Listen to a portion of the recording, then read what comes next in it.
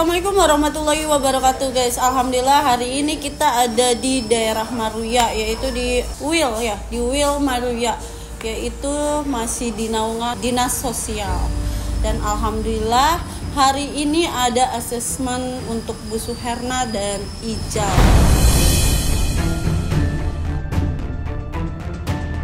Tapi sayangnya guys, kita tidak bisa untuk mempublikasikan dikarenakan ada step by stepnya dan ada aturan semuanya dari pemerintahan. Alhamdulillah yang kita minta dari pihak yayasan untuk di asesmen dari ke pihak Dinsos ataupun ke pihak dinas sosial dilaksanakan dan akhirnya hari ini terlaksana juga.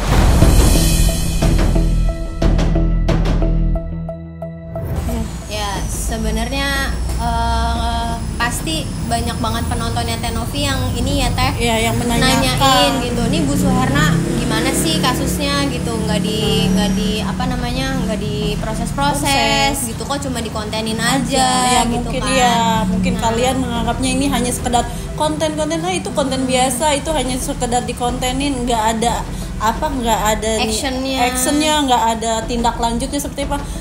Ya mungkin tidak semuanya kita publis dan tidak semuanya kita kontenkan dan kita publikasikan ke masyarakat. Tapi inilah kita berusaha tetap berjalan ya Mbak ya, hari ini ya, tetap melaksanakan tugasnya kita dan melaksanakan yang kalian minta gitu ya. Alhamdulillah di hari ini kita sudah melaksanakan asesmen untuk Bu Suherna dan Ijal.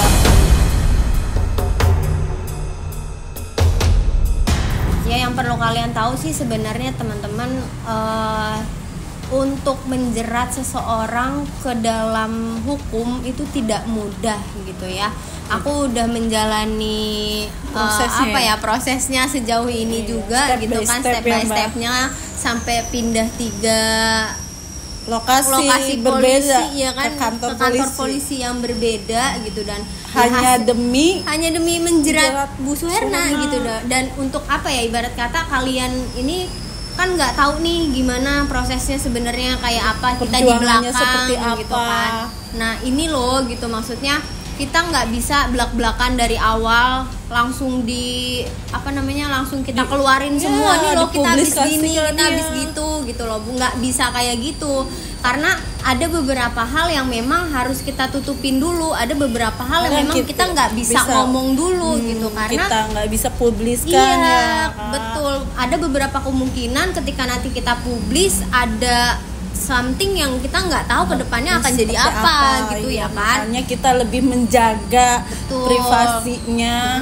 Nah mungkin nanti di saat ending semuanya udah selesai dan kita udah mendapatkan hasil yang kita inginkan, insya Allah kita akan beberkan semuanya, termasuk kita akan keluarkan semuanya ya. Kita deretkan semua dari perjuangan kita dari awal sampai akhir. Intinya gini ya, kita juga nggak mau masalah ini berlarut-larut. Betul. Karena satu, buang-buang waktu, dua, buang-buang uang. Ngerawat orang itu nggak bisa cuma asal ngomong ngerawat aja, nggak perlu biaya gitu kan. Kasih makan harus ada biaya semuanya. Jadi kayak nggak ada yang mau masalah ini berlarut-larut. Kita tuh pengen masalahnya cepat selesai, tapi karena keluarga Bu Suherna ini complicated gitu kan, terus Bu Suhernanya juga complicated. Setiap kali kita wawancara beda-beda, nah itu yang bikin kita kesulitan.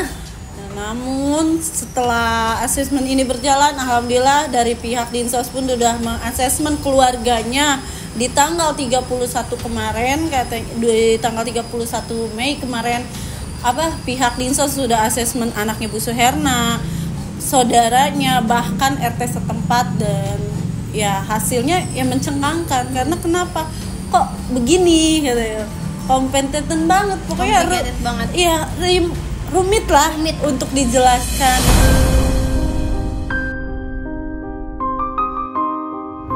Cuman ya mau gimana lagi, ini usaha kita, ini maksudnya usaha terbaik yang bisa kita lakukan, terbaik itulah ya. Terbaik dari Tenovi dan dari tim-timnya Tenovi juga. Dan nah untuk ini juga aku mewakili Tenovi, mohon maafnya karena Tenovi tidak bisa hadir untuk di acara asesmen ini dikarenakan Tenovinya juga sedang di luar kota ya Mbak Arini. Makanya di sekarang hanya ada aku, Mbak Arini, dan ada Pak Geri juga selaku kuasa hukumnya Pak Geri. Mungkin Pak Geri bisa menjelaskan apa hasilnya, bagaimana asesmen hari ini.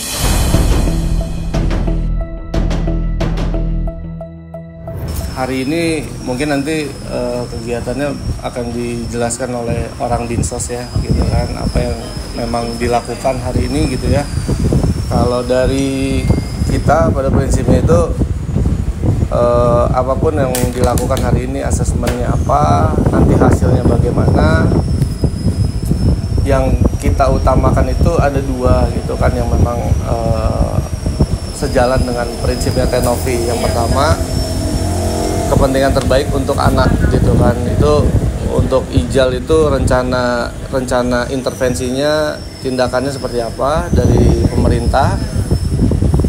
Yang pasti nanti kalau memang dibutuhkan kolaborasi dari yayasan, kita pastikan bisa kolaborasi gitu yang sesuai peraturan perundang-undangan. Yang kedua, untuk Bu Suherna itu rencana intervensi yang dibuat oleh Dinsos dengan dinas-dinas terkait, apakah bisa untuk mencegah potensi terulang kembalinya perbuatan ibu ini. Itu yang penting kedua gitu kan.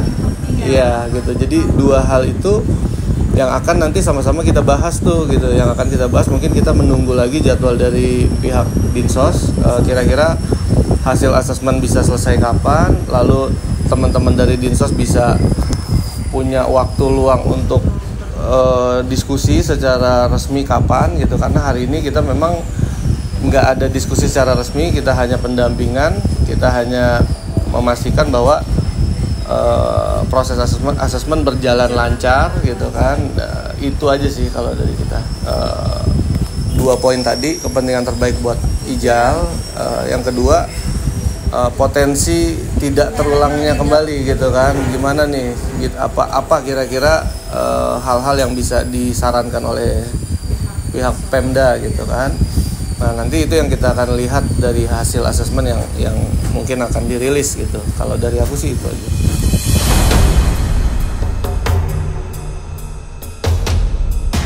Mohon izin Pak untuk asesmen hari ini yang telah dilakukan dan bagaimana prosesnya itu, mungkin Bapak boleh dijelaskan sedikit. Ya, terima kasih untuk teman-teman dari Yayasan Rumah Peduli Kemanusiaan.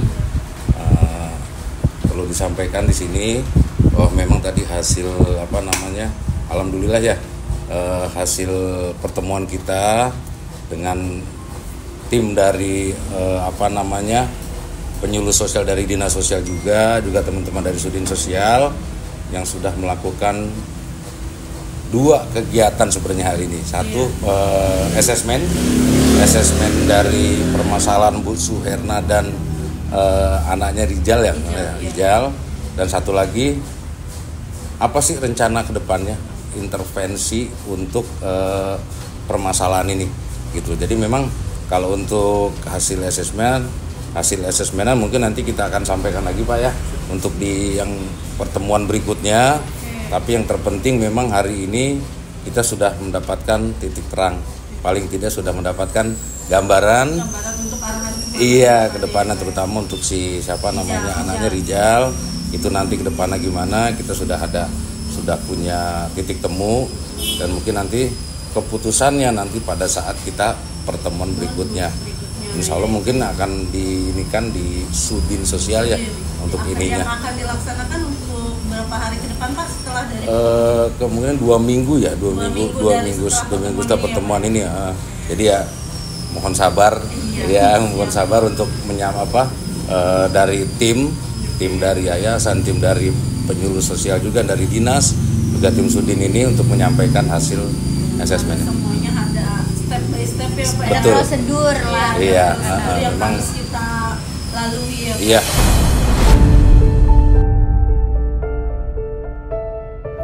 karena memang permasalahannya juga nggak segampang ini ya. Jadi kita perlu pendekatan yang lebih ini lagi. Mungkin itu saja yang dapat saya sampaikan. Sekali lagi ya mohon sabar untuk penyampaian masalah terkait hasil asesmen dari ini. Kita doakan aja semoga permasalahan ini cepat selesai semua. Itu yang kita minta ya Pak ya. Tapi yang paling utama yang kita minta adalah yang terbaik untuk anak.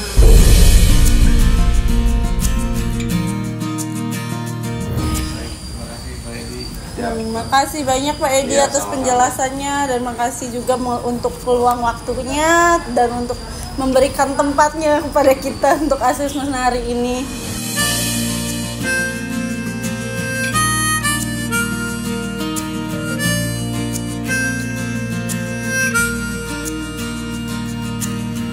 Assalamualaikum warahmatullahi wabarakatuh. Nah, sekarang aku posisi lagi ada di rumah. Kalian banyak banget yang nanya tentang proses busuk hernia.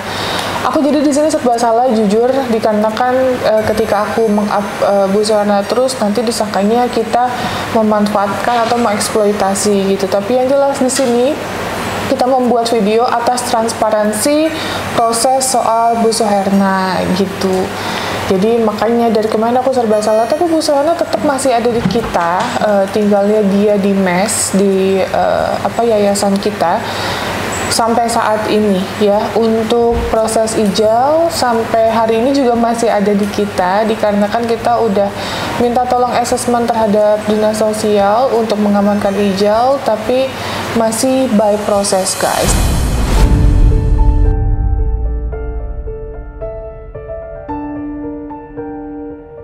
Ini aku sekarang nge-shoot tanggal 9 ya, bikin video ini tanggal 9 Juni, sekarang Juni ya? Iya. Jadi sekarang saya bikin video ini tanggal 9 Juni 2024 ya guys gitu. Dan sampai sekarang busuk hernia sama ijal masih ada di kita. Nah busuk hernia, saya mau tanya, kemarin gimana dipanggil sama dinas sosial? Kan kenapa harus sama dinas sosial? Jadi pada saat nanti kita bikin pelaporan, pihak dari penyidik itu menginformasikan bahwa harus didampingi sama dinas sosial sesuai dengan lokasi tinggalnya beliau. Makanya kita melibatkan dinas sosial Jakarta Barat guys. Nah aku minta tolong juga sama kalian, untuk kalian yang minta busuk hernia agar mendapatkan hukuman yang setimpal, biar busuk hernia ini bisa diadili atas hukuman yang dia lakukan terkait eksploitasi anak. Dan waktu itu kita udah kasih kesempatan untuk damai, tapi ternyata dia masih bohong dan melakukan 2 kali. Please banget untuk kalian yang setuju sama aku untuk busuk hernia mendapatkan hukuman sesuai dengan undang-undang yang berlaku, please banget komen sebanyak-banyaknya. Atau kalau kalian mungkin ada statement terkait busuk hernia, dimaafkan aja, dan mungkin dalam pemantauan dinas sosial please komen juga ya guys, biar kita bisa baca semuanya.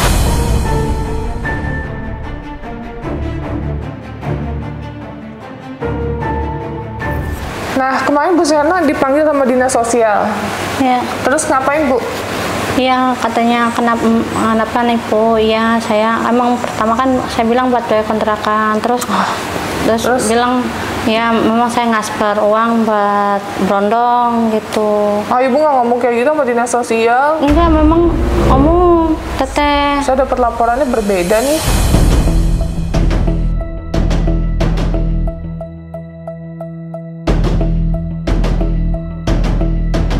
Enggak, memang kenal sama cowok di mana gitu, di situ di kuburan. Ya, jadi kan harus ada asesmen dari dinas sosial guys untuk pendampingan pelaporan Bu Suherna gitu.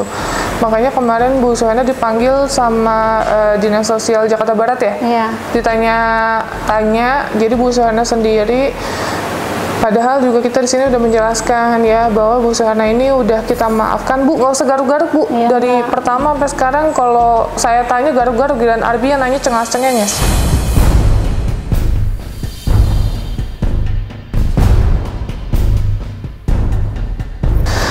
Saya sebenarnya udah males banget nih guys ya, udah nampung dia udah sekitar berapa lama nih dia sama kita. gitu. Terus ditambah orangnya nih nggak tahu terima kasih. Saya dapat laporan ya, ini dia mintanya makannya yang enak mulu, request enak terus udah gitu kayak dia makan nih, bibi masak tidak sesuai dengan selera dia gitu ya, dia ngoceh ini maunya itu gitu, tapi giliran makannya sesuai dengan apa yang dia mau, misalnya dimasakin apa yang enak, dia malah mengambil sendiri tanpa pantauan mbak-mbak.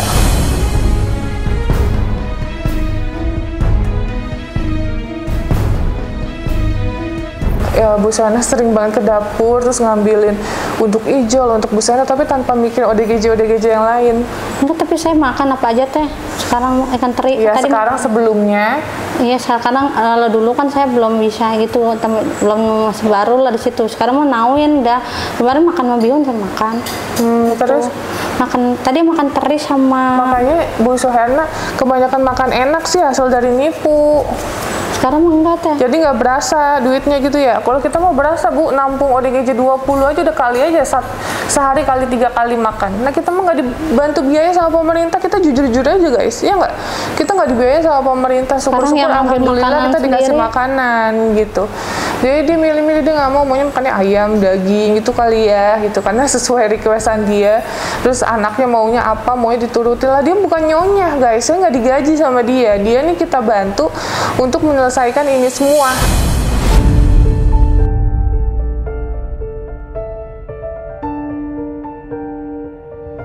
Nah terus kemarin tanya apa lagi, coba saya mau dengar kejujuran Ibu.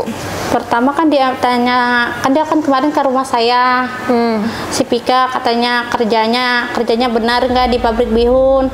Enggak, kan saya bilang ngomong-ngomong makan Novi di Shopee. Saya bilang, enggak, ditanya sama dinas sosial. Iya, pertamanya aja itu. Terus kedua, ibu kawin katanya udah 4 kali ya. Enggak, 3 kali gitu, enggak 4 kali. Tapi kalau si Pika bilang ibu 4 kali, enggak, saya bilang 3 kali gitu. 4 kali, walaupun tidak tercatat Ibu Siri aja kan termasuk nih ibu. Enggak, 3 kali Kak. Sama yang orang Manado yang pertama nikah sah, sama yang di Menceng nikah dibuat tangan, terus yang di Bintaro dibuat tangan 3, bukan 4. Terus? Ya gitu, terus kenapa ibu jadi gini? Ya saya bilang buat bayar kontrakan. Emang kenapa nggak punya rumah sendiri? Punya rumah sendiri, cuma dikontrakin sama empok saya. Terus? Itu, terus kenapa ibu bisa ngasih ke Brondong katanya? Gitu ya, habis saya kan dulu kan waktu pertama pacaran sama yang pertama dijanjin mau nikahin saya gitu, saya ngomong namanya si Sandy. Terus ya udahlah, saya capek daripada dia mintain duit, saya ketemu tuh si Ucil tukang bakso, sama aja mintain duit terus.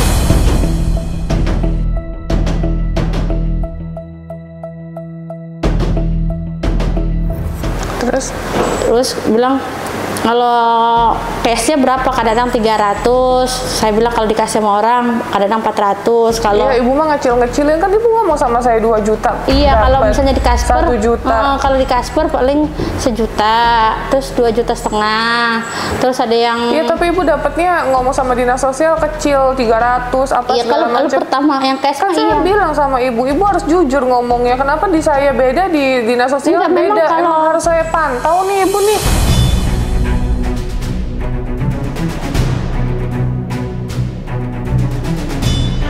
Kalau kemarin ini posisinya kita lagi di Kendal guys, saya lagi di Kendal bantu orang, terus tiba-tiba dapat info itu Bu Suherna dapat panggilan dari dinas sosial, jadi saya nggak bisa dampingin, dia ngomong apa saya nggak tahu gitu, makanya ini ngomong nggak sesuai nih. Terus ujung-ujungnya apa harapannya, mau minta bikinin usaha, enak banget ya, udah banyak korban nipu orang ratusan juta, sekarang minta usaha. Minta bikin usaha katanya. Enggak, saya mau kerja, saya bilang tapi ntar mau jualan lagi gitu, cari modal. Iya, mau dulu. bikin usaha, jualan, itu kan jualan usaha Bu. Iya, tapi kerja dulu, saya Ibu mah kalau saya nanya bertele-tele ke kanan, ke kiri, ke depan, ke belakang, langsung to the point. Iya, mau bikin usaha kan sama aja. Tapi saya jualan. tapi saya kerja dulu, cari kerjaan di pabrik gitu. Kalian setuju nggak guys? Bayangin dia udah suka nipu, terus dia jualan, sama aja. Emang bisa dalam pantauan dinas sosial 24 jam? Enggak kan? Korbannya semakin lama semakin banyak dong. Dia harus mendapatkan ganjarannya sebenarnya guys.